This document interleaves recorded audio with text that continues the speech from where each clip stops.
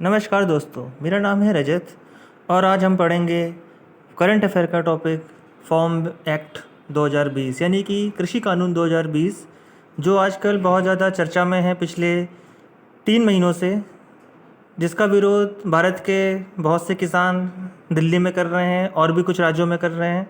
और भारत सरकार ये कह रही है कि ये कृषि कानून किसानों के लिए फ़ायदेमंद है, इसलिए सरकार उनको लेकर के आई है। तो आइए जानते हैं कि ये पूरा मसला क्या है, एक आसान सी भाषा में और एक आसान से तरीके से शुरू करते हैं। भारत सरकार नवंबर दिसंबर के महीने के आसपास 3 एक्ट लेकर के आई, जिनके नाम थोड़े से बड़े हैं तो इसलिए थोड़ा प्लीज़ ध्यान दीजिएगा। पहला एक्ट है farmer produce trade and commerce promotion and facilitate act. दूसरा है farmer empowerment and protection agreement of price assurance act. और तीसरा अमेंडमेंट एक्ट है जो कि हमने अक्सर सुना है, एसेंशियल कमोडिटी अमेंडमेंट एक्ट। ये 3 कृषि कानून दिसंबर 2020 में आए और उस समय से किसान, ख़ास तौर पे पंजाब, हरियाणा और पश्चिम उत्तर प्रदेश के, वो इसका ख़ास तौर पे विरोध करने लगे। तो आइए जानते हैं कि इन एक्ट यानी कि कानूनों में ऐसा है क्या और वो विरोध क्यों कर रहे हैं और सरकार अपने पक्ष में तर्क क्या दे रही है। पहला एक्ट है farmer produce trade and commerce promotion and facilitated act. ये भारत सरकार के अकॉर्डिंग ये कहती है हमारी भारत सरकार की, ये किसानों की जो उपज होती है उसमें जो बैरियर्स लगे हैं, रुकावटें लगी हैं, ये उनको फ्री करेगा और एक स्टेट से दूसरे स्टेट तक किसान आसानी से अपनी उपज बेच सकेंगे। यानी कि पंजाब का एक किसान, मान लेते हैं एग्जाम्पल में, वो उत्तर प्रदेश आकर के अपनी फसल बेच सकेगा, हरियाणा का एक किसान राजस्थान जाके बेच सकेगा। इस तरह से ये है और ये प्रमोट करेंगे प्राइवेट मंडीज़ को। अभी तक जो किसान होते थे वो एग्रीकल्चर प्रोड्यूस मार्केटिंग कमेटी यानी APMC जो मंडीज़ होती थी, जिन्हें राज्य सरकार के तहत आती हैं, वहाँ जाकर के अपनी लेके जाते थे उपज। वहाँ पर किसान होते थे, मिडिल मैन होते थे और बायर होते थे। मिडिल मैन कोई ख़राब टर्म नहीं है, एक्चुअली जब किसानों को अपनी उपज बेचनी होती है तो वो डायरेक्ट बायर्स को नहीं बेच सकते, तो वहाँ पे आते हैं मिडिल मैन यानी कि आड़तिए, या फिर आप उन्हें ब्रोकर भी कह सकते हैं एक तरह से। तो ये आड़तिए इन दोनों के बीच में एक ब्रिज का काम करते हैं और इनकी जो उपज होती है आसानी से बिक जाती है। नया एक्ट जो है वो ये कहता है कि अब बड़ी बड़ी प्राइवेट कंपनियां, कॉरपोरेट्स आएंगे और वो फार्मर से सीधे सीधे बाई कर लेंगे, उन्हें बीच के मिडिलमैन की ज़रूरत नहीं होगी। इसलिए किसानों का जो कमीशन या फिर जो थोड़ा सा चार्ज मिडिलमैन के पास जाता था वो किसानों को देने की ज़रूरत नहीं होगी और वो डायरेक्ट बड़ी कंपनीज या फिर रिटेलर्स या बायर को प्राइवेट मंडीज़ में बेच सकेंगे और APMC मंडीज़ में किसानों को जा कर के सामान बेचने की ज़रूरत नहीं होगी। या फिर इसमें एक ये भी हो सकता है कि नया सिस्टम की एक नई मंडी बन जाए और वो वहाँ पे जो भी बायर हो और जो मतलब ख़रीदार हो, वो किसानों के साथ किसी भी मूल्य में दोनों में समझौता हो जाए और वो इन लोगों में वो चीज़ का बाय और सेल हो जाए। इससे इशू ये आ रहे हैं कि 85% हमारे जो किसान हैं इंडिया के, उनके पास 2 एकड़ 2 हेक्टेयर से भी कम के लैंड यानी कि कृषि योग्य भूमि है।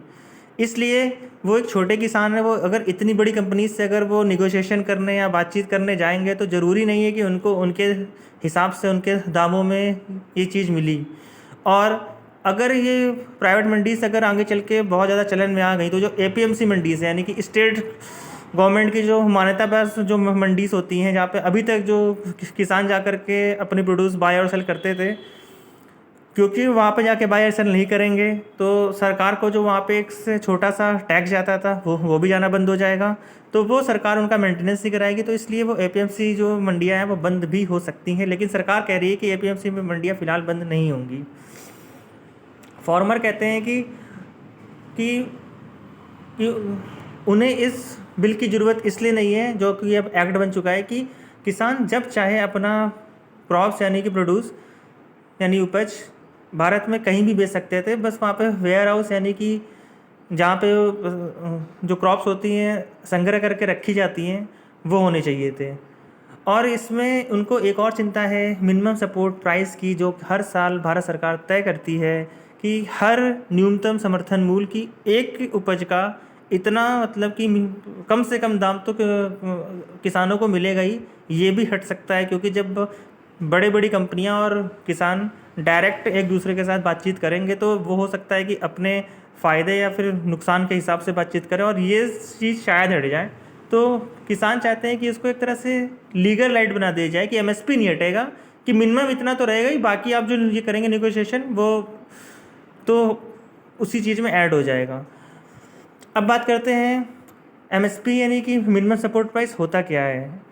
मिनिमम सपोर्ट प्राइस यानी न्यूनतम समर्थन मूल्य को commission of agriculture cost and price यानी CACP सजेस्ट करती है, और committee of economic matters affair जो कि भारत के ऑनरेबल प्राइम मिनिस्टर हेड करते हैं, वो उसको फाइनली में डिसाइड करती है कि इतना होगा। इस समय 23 फसलों के लिए एमएसपी दी जाती है, जिसमें 7 अनाज वाली फसलें, जिसमें गेहूं भी है, चावल भी आते हैं, 5 दाल वाली फसलें, 7 ऑयल सीड्स तेल वाली फसलें, और 4 कॉमर्शियल फसलें जैसे कि कॉटन, शुगर केन यानी गन्ना, करप्यू और जूट भी हैं। किसान ये कहते हैं कि APMC एक तरह से उनके लिए सपोर्ट करती है, ख़ास तौर पे हरियाणा, पंजाब और पश्चिम उत्तर प्रदेश के किसान, क्योंकि वहाँ पे एग्रीकल्चर बहुत अच्छा है और वहाँ पे एवरेज जो किसान होता है वो एक अमीर यानी कि धनी किसान ही माना जाता है, और जो जो मिडिल मैन होते हैं एक तरह से उनको हेल्प करते हैं, ये चीज़ उनको गाइड भी करते हैं। और APMC एक अपने आप में भी एक छोटा सा रोज़गार भी देती है लेबर्स को, जो कि बोरियां इधर से उधर ले जाते हैं, अकाउंटेंट्स होते हैं, अदर भी लोग होते हैं जैसे कि सफाई कर्मचारी और ये सब लोग। तो एक तरह से एक APMC बहुत लोगों को एम्प्लॉयमेंट भी देती है। तो ये है पहला एक्ट। अब आते हैं हम दूसरे एक्ट में। दूसरा एक्ट है farmer empowerment and protection agreement of price assurance act. ये बात करता है कॉन्ट्रैक्ट फार्मिंग की। कॉन्ट्रैक्ट फार्मिंग मतलब कि किसान और बायर आपस में एक समझौता कर लेंगे, जैसे कि एक है बिस्कुट बनाने वाली फैक्ट्री, जो कि एक किसान के पास जाती है, वो गेहूं का या फिर जो भी चीज़ की रिक्वायरमेंट उसको है, शुगर केन की है, गन्ने की है, चीनी बनाने के लिए, तो वो किसान से एक समझौता कर लेंगे यानी कि कॉन्ट्रैक्ट कर लेंगे, और उस आधार पे उन लोगों के जो दाम है वो तय कर लिए जाएंगे। किसान उनके लिए अपनी ये जो भी ये करेगा कृषि करेगा और डायरेक्ट उनको बेच देगा, और जिसमें हर चीज़ डिसाइड होगी ये उसी कॉन्ट्रैक्ट यानी कि जो उनके भी समझौता हुआ होगा उसी से होगी। इसमें फ़ायदा भी हो सकता है और नुकसान भी हो सकता है। तो आइए इसके लिए हम देखते हैं कि एक एग्ज़ाम्पल देते हैं अमेज़ॉन का। जब अमेज़ॉन और फ्लिपकार्ट शुरुआत में आते हैं तो ये भी इस तरह से हम लोगों को एक वो लालच सा देते हैं कि देखिए डिस्काउंट मिल रहा है और चीज़ सस्ती हैं, और जहाँ इन लोगों को चीज़ें फ़ायदे होने लगती हैं तो ये लोग आगे चल के चीज़ें बढ़ा देते हैं, या फिर जो मेंबरशिप फ़ीस होती है वो बढ़ा देते हैं, डिलीवरी का चार्ज लेने लगते हैं। इस तरह से ये किसानों को डर है कि किसी तरह की ये मॉडल भी इसमें एप्लीकेबल ना हो जाए, ये उनको डर है ऐसा। इसलिए वो चाहते हैं कि प्राइवेट कंपनियां आएँ, निगोशिएशन भी करें, सब कुछ करें, कॉन्ट्रैक्ट फॉर्म भी करें, लेकिन जो एमएसपी है वो तो मिनिमम कम से कम रहे ही। उसमें सरकार या फिर जो बड़ी बड़ी कंपनियां आ रही हैं उसको, क्योंकि वो ये लोग किसी तरह से ना हटाएं। तीसरा है एसेंशियल कमोडिटीज़ एक्ट, जो कि अमेंडमेंट है। इसके बारे में हमने तब भी सुना था जब कि कोरोना काल चल रहा था, यानी कि क्या उसका पेंडेमिक चल रहा था, तो हमने सुना था कि सैनिटाइज़र्स और मास्क का स्टोरेज बढ़ने लगा था और उसके प्राइस भी बढ़ने लगे थे, तो सरकार ने उसको एसेंशियल कमोडिटीज़ एक्ट जो है उसमें डाल दिया था मास्क और सैनिटाइज़र को। फिर उनकी जो कीमतें थी स्थिर हो गई थी। इसी तरह समय समय पे प्याज, आलू, टमाटर, बहुत सी फसलों की भी एसेंशियल कमोडिटीज़ एक्ट में वो चीज़ें फिक्स कर देती है सरकारें, ताकि लोग उनका स्टोरेज ना कर पाएँ, उनको इकट्ठा ना कर पाएँ। उनका अगर बहुत सारा एक साथ इकट्ठा नहीं करेंगे तो जो उनकी प्राइस है, मूल्यों में फ्लक्चुएशन नहीं आएगा, बहुत ज़्यादा अप नहीं होंगे, बहुत ज़्यादा डाउन नहीं आएंगे, एक स्थिरता चलती रहती है। तो किसानों को ये डर है एसेंशियल कमोडिटीज़ एक्ट में अगर सारी चीज़ें हटा दी जाएंगी तो जो बड़े बड़े प्राइवेट कॉरपोरेट्स हैं, बड़ी बड़ी कंपनियां हैं, वो किसानों के से जब लो प्राइस चल रहे होंगे तो बहुत सारी जो फसलें हैं वो सस्ते दामों में ख़रीद लेंगे और उनको स्टोरेज कर लेंगे और करते रहेंगे, क्योंकि अब तो कोई उन पर रूल है नहीं। और जब कुछ समय बाद उन फसलों के दाम बढ़ जाएंगे और जब किसान बोलेगा कि नहीं हमको हाँ जो हम लोगों की लागत है ज़्यादा हो चुकी है, अब हमें ज़्यादा प्राइस चाहिए, तो वो कहेंगे नहीं हमें ज़रूरत नहीं है, हमारे पास तो है, अगर तुम्हें हमें उस लो प्राइस में देना है दो, नहीं देना है तो मत दो। इस तरह से किसानों को इसका नुकसान हो सकता है। तो इसलिए वो चाहते हैं किसान की एमएसपी मतलब कि लीगल राइट तो बने ही, और गवर्नमेंट इसको फिक्स कर दे कि ये तो रहेगा चाहे कुछ भी हो जाए, चाहे नए कानून आए चाहे ना आए। और इसलिए किसानों के अंदर जो डर है वो इसीलिए इन तीनों कानूनों को रद्द करने की मांग भी कर रहे हैं कि जो चीज़ जैसे चल रही थी वैसे ही चलती रहे। सरकार का तर्क ये है कि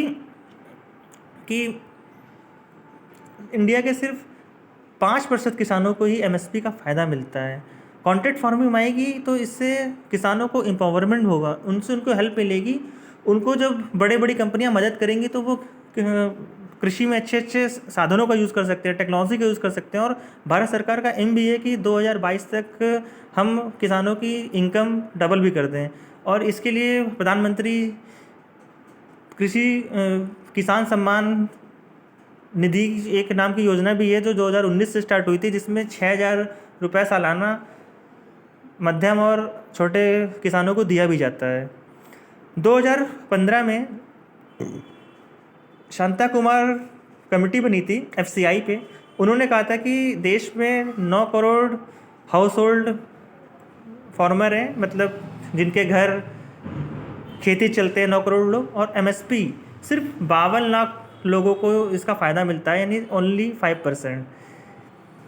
लेकिन किसानों का तर्क ये है कि एफसीआई ही कोई ऐसा इकलौता इंस्टीट्यूशन नहीं है जो अनाज की ये करता है, खरीद या बिक्री करता है। नाफेड है, सीसीआई है, cotton corporation of India, dairy cooperatives हैं जैसे अमूल है, मदर डेयरी है, और भी होते हैं। शुगर केन के लिए यानी गन्ने के लिए फेयर एंड रेम्यूनरेशन प्राइस यानी एफआरपी अलग से होता है एमएसपी के अलावा।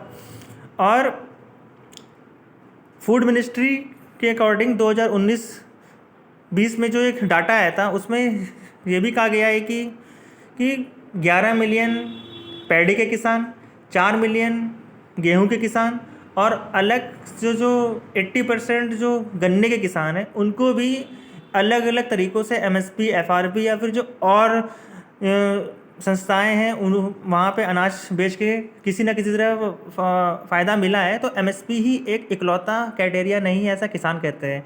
National dairy of development board NDDB जो किसानों से दूध लेती है और बेचती है, वो भी कहती है कि अराउंड 17 मिलियन लोगों को इसका फ़ायदा हुआ है। तो सब मिला के किसानों के अकॉर्डिंग जो उनका डाटा है और मिनिस्ट्री ऑफ फूड का जो डाटा है वो 2.5 करोड़ लोग एमएसपी, एफआरपी और मिल्क प्राइस से फ़ायदा लेते हैं। अभी की कंडीशन ये है कि डेडलॉक बना हुआ है। डेडलॉक मतलब कि फार्मर्स यानी किसान अपनी बातों में अड़े हुए हैं और भारत सरकार यानी कि गवर्नमेंट वो जो भी अपना व्यू है वो अपने उस वाले व्यू पे अभी तक कायम है।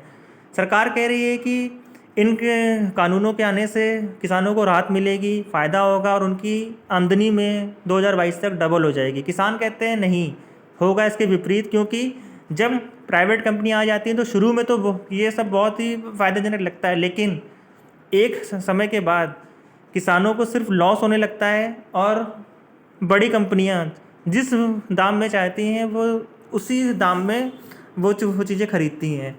तो अभी किसान आंदोलन अभी तक चल रहा है और सरकार उन्हें समझाने का प्रयत्न अभी कर रही है। ये एक एजुकेशनल वीडियो है, हमें किसी भी राजनीति में नहीं पढ़ना है, हमें बस चीज़ें बेसिक रूप से समझनी है। भारत एक कृषि प्रधान देश है जिसकी अराउंड 50% पॉपुलेशन डायरेक्ट या इनडायरेक्ट एग्रीकल्चर पे डिपेंड है, और जो जीडीपी पे 14 से लेकर के 16% तक कृषि का योगदान है। भारत में किसानों की स्थिति किसी से छिपी नहीं है। थोड़े बहुत किसानों को छोड़ दे 2-3%, उनको छोड़ के बाकी किसान एवरेज में गरीब या फिर और ज़्यादा गरीबी होते हैं, बहुत ही थोड़े मध्यम होते हैं। अगर सरकार के कहने के मुताबिक ये बिल उनको फ़ायदा करते हैं तो बहुत अच्छी बात है, लेकिन किसानों को इस बात की फ़िक्र है कि ये उनको फ़ायदा नहीं करेंगे। हम यही चाहेंगे कि भारत सरकार और किसान अच्छे से बातें करें और एक बीच का ये निकालने रास्ता जिसमें देश को भी फ़ायदा हो और किसानों को भी फ़ायदा हो, और भारत सरकार को वो चीज़ें लागू करने में कोई दिक्कत भी ना हो, मतलब सभी को फ़ायदा हो, और ये आंदोलन जल्दी से पूरा हो जाए ताकि हमारा जो देश है वो विकास के मार्ग में चलता रहे।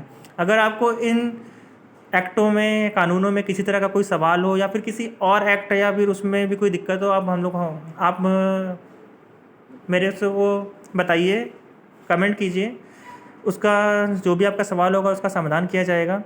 और किसी भी टॉपिक में अगर आपको दिक्कत होती है तो आप उसको प्लीज़ बताएं, उसका समाधान ज़रूर किया जाएगा। ठीक है, मिलते हैं फिर अगले वीडियो में, तब तक के लिए धन्यवाद। Thank you.